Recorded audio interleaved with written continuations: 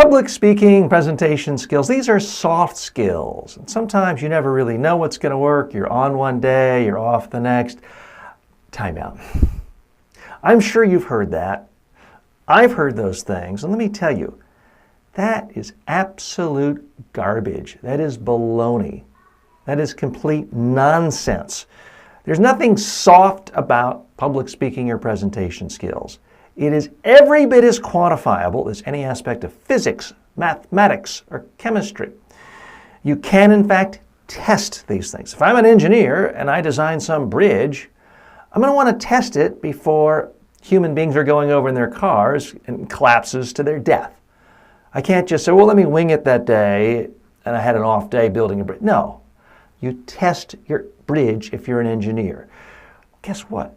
You can test your presentations. You can test your speeches. Here's how to do it. Take the video that you just made, that you're now confident, you look your best and sound your best, email that video to 2 or 3 people who are similar in mindset to the audience you're going to be speaking to. Send it to them, and then call them up or text them. Here's the thing. Don't ask them what they think. They're your friends, they're your colleagues. They're going to say, oh, you were great, you were fine, good job, very professional. Completely worthless feedback. That's not what we're after. You want to ask them, what stands out? What do you remember? How would you summarize this presentation to a colleague who didn't hear me?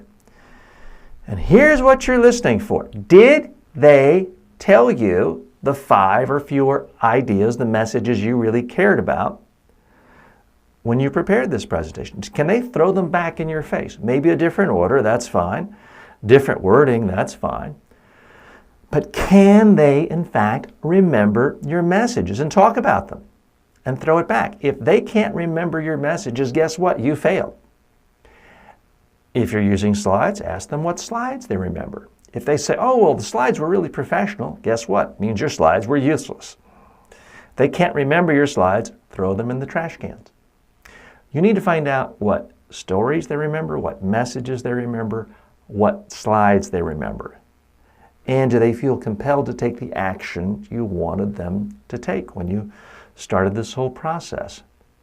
So test this. Now, sometimes you could be in an organization, an office. You could test with 3 or 4 colleagues at lunchtime, or in the morning while people are having coffee. Test in front of live people, get feedback. Again, we're not so much concerned about them saying, well, you touched your pinky once, or you said one. People are going to give you a lot of advice. I would disregard most of it, but what you do really want to pay attention to is, what do they remember? Because remember, the biggest problem most people have when they're giving a speech or presentation, it's not that they freeze, have flop sweat, and are so scared it's a disaster and they made a horrible impression. The biggest problem most people have is they made no impression. They stood up, dressed professionally, they went through the presentation smoothly, professionally. 2 minutes later, no one remembers anything of what they said. You don't want to do that. So that's why it's critical to test in advance. When TED picks great speakers, quite often the speakers spoke at a TEDx first and tested out the material, showed there was demand, showed people like it, showed the audience resonated.